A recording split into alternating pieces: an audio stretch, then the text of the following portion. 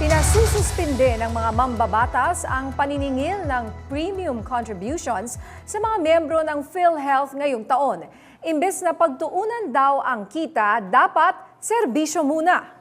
Nitong nakaraang buwan, nauna ng hiniling ni Speaker Martin Romualdez ang moratorium. Kinatigan naman ni Marikina Representative Stella Quimbo. Aniya, may substantial surplus fund naman daw ang PhilHealth.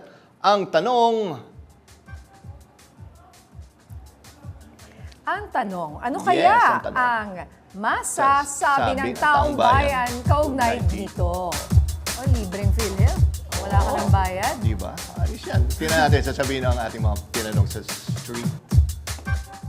Pabor po ako siguro na itigil na lang kasi tingin ko po mas tutukan muna nila yung anomalya na nangyayari sa loob bago nila ituloy kung ano man yung mas ikagaganda para sa mamamayan.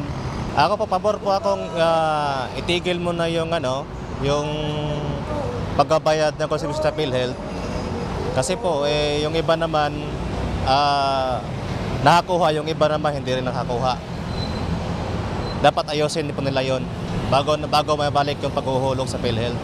Kung may anomalya pa po sa PhilHealth, pabor po akong naitigil muna habang di pa po naayos yung anomalya doon po sa PhilHealth. Payag ako na itigil muna ang contribution ng PhilHealth kung merong mga anomalya.